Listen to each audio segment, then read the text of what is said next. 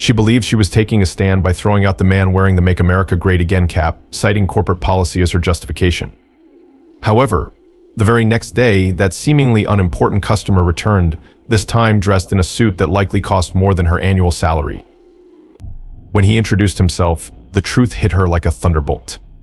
By the time she grasped who he truly was, the damage was done. Her career crumbled to ashes, her pride burning out even faster. At Stark Finance, a routine morning took an unexpected turn when Emily Carter, the branch manager known for her no-nonsense leadership, encountered an unusual customer. A man in his late 50s, dressed casually in worn-out jeans and a bright red MAGA hat, walked in, sparking quiet tension among staff and customers. The hat, bold and divisive, instantly caught Emily's attention. He moved through the room with quiet confidence, seemingly unaware of or indifferent to the unease his presence caused. When his turn came, he approached Emily Carter, the branch manager. Known for her strict policies and no-nonsense attitude, Emily took pride in running a tight ship. As he greeted her with a polite smile and requested to open a new account, her reaction was immediate. Emily's gaze swept over him, her lips pressed into a thin line. Without hesitation, she informed him, in a crisp and dismissive tone, that the bank reserved the right to deny service if a customer's appearance could be deemed offensive or disruptive. Her words hung heavily in the air, and the tension in the room grew palpable. Employees exchanged uncertain glances, their unease evident. A few customers, pretending not to notice, glanced at the man from the corners of their eyes. Despite the calmness with which the man made his request, Emily's response carried an air of finality that seemed to silence everyone. The man blinked, taken aback by the unexpected resistance, but maintained his composure. His polite demeanor shifted slightly, his voice becoming more measured as he calmly questioned the reasoning behind her decision. "I've banked here for years," he said. "This has never been an issue before." Emily, however, was unyielding. She leaned back in her chair, her posture exuding authority. "It's bank policy," she stated firmly, her voice carrying a hint of defiance. The exchange, though brief, was enough to create an air of discomfort throughout the room. Employees, clearly uneasy with the confrontation, kept their heads down, while some customers fidgeted nervously. Despite the man's composed demeanor and respectful tone, Emily's refusal was unwavering. She saw his presence not just as a potential disruption, but as an opportunity to assert her authority, blind to the brewing tension her actions had sparked. As the man quietly listened, the room itself seemed to hold its breath, waiting for the next move. The encounter took a sharp turn when the man, maintaining his calm demeanor, directly challenged Emily Carter's decision. His voice, though measured, carried an unmistakable edge as he accused her of blatant discrimination.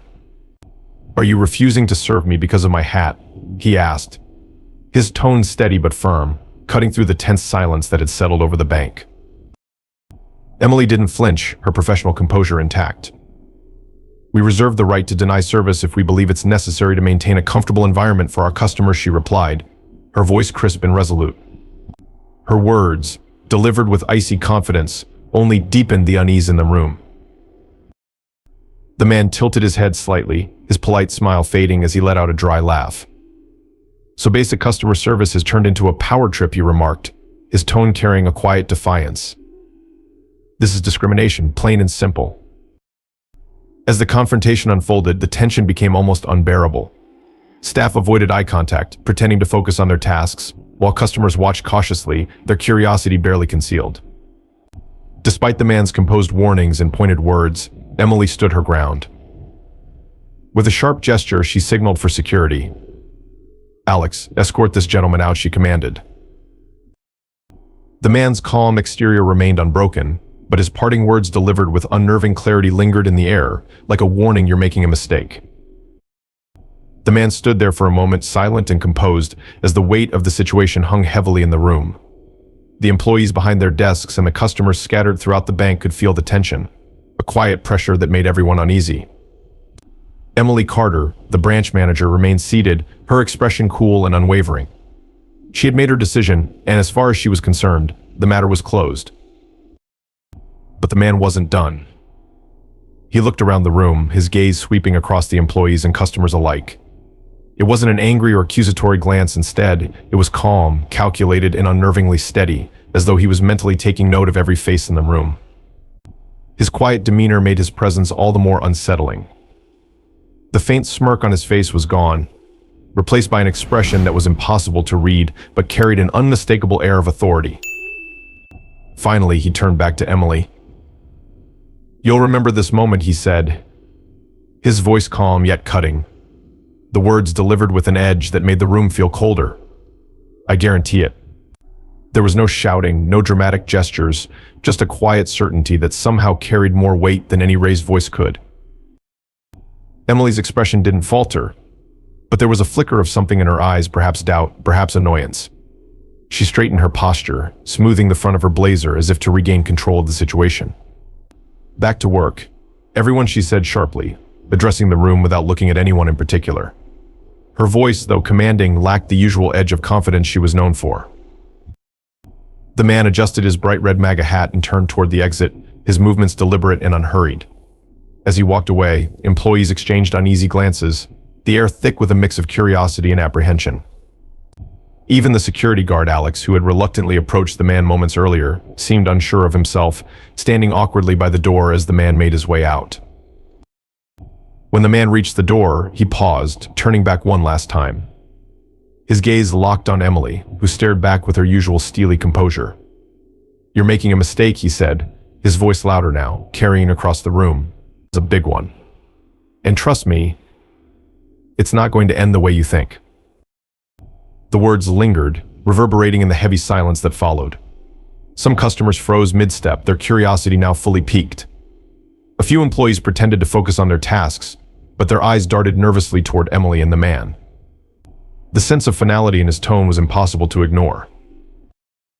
Without waiting for a response, the man pushed open the glass door and stepped outside into the midday sun. The sound of the door closing behind him seemed to signal the end of the confrontation, yet the unease it had caused remained. The room was left. The next morning, Stark Finance was anything but its usual self. The air buzzed with hushed conversations and curious glances as employees whispered about the confrontation from the day before. The dramatic exchange between the branch manager, Emily Carter, and the man in the MAGA hat had left an indelible mark on everyone who witnessed it. Even the customers seemed more engaged, glancing around as if expecting another spectacle. Despite the undercurrent of gossip, Emily entered the building with her signature confidence. Her sharp heels clicked across the floor, her head held high, and her demeanor unshaken. To her, yesterday's events were nothing more than a trivial disturbance, handled swiftly and efficiently.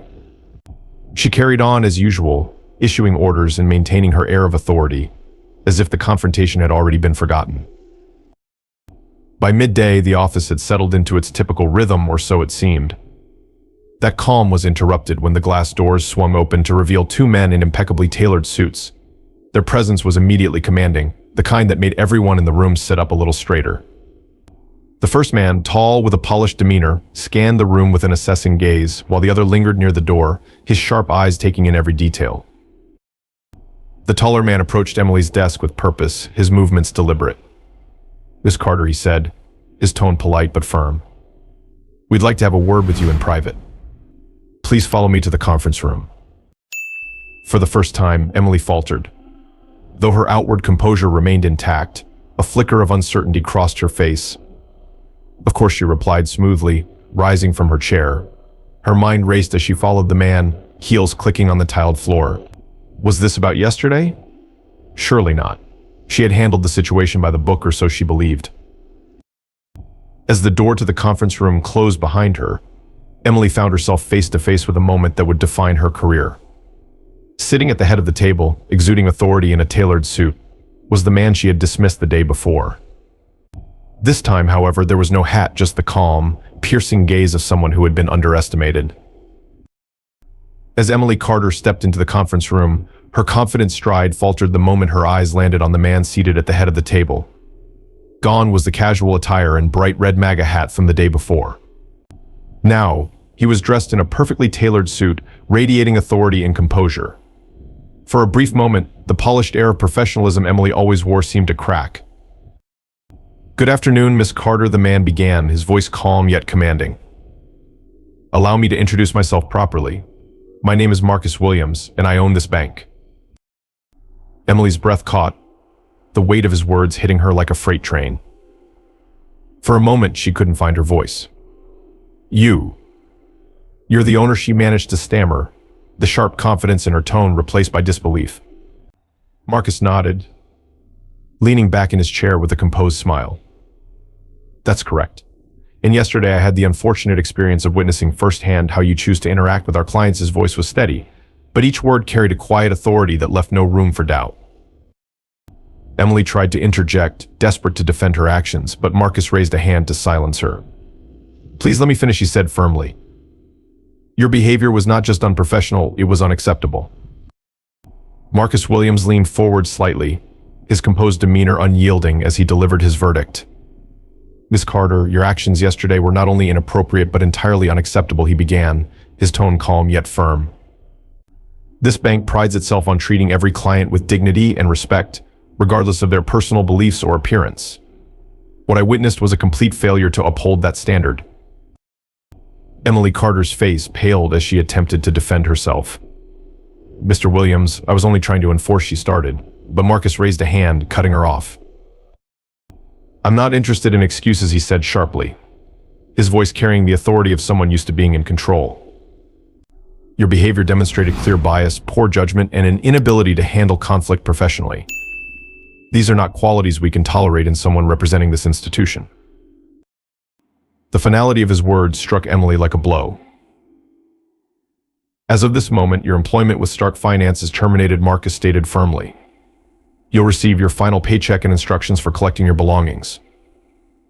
I expect you to vacate the premises by the end of the day. Speechless, Emily could only nod, her once unshakable confidence now shattered. She rose, gathered her things, and walked out, her career left in ruins. The fallout from the incident was swift and far-reaching. By the next day, the story had spread like wildfire across social media. Customers who had witnessed the confrontation shared their accounts online, detailing how Emily Carter, the once authoritative branch manager, had dismissed a polite man over a MAGA hat, only to later learn he was the owner of the bank. The tale of her impulsive judgment and humiliating downfall quickly went viral, sparking heated debates. While some commenters sympathized with Emily, arguing she was simply enforcing what she believed to be company policy, the majority condemned her actions as an example of poor leadership and unchecked bias. Her name became synonymous with impulsive decision-making and the dangers of letting personal views influence professional conduct. As the story gained traction, Emily's reputation was irreparably damaged. Job offers disappeared, and professional connections distanced themselves from her. She went from a respected manager to a cautionary tale, her downfall serving as a stark reminder of how a single moment of poor judgment could unravel an entire career. Meanwhile, Marcus Williams used the incident to reinforce the bank's values. Emphasizing respect and fairness, he turned the episode into a teaching moment, ultimately strengthening both his institution's reputation and his leadership legacy. Marcus Williams transformed the incident into a powerful teaching moment, addressing his staff about the importance of treating every customer with respect and dignity, regardless of their appearance or beliefs. His measured and fair response resonated not only within the organization but also with the public, who admired his leadership. As the story continued to circulate, the bank's reputation, instead of suffering, improved significantly. People praised Marcus for his integrity and professionalism, solidifying Stark Finance's image as a customer-focused and principled institution. What are your thoughts on this story? How would you have handled the situation if you were in Marcus Williams' shoes?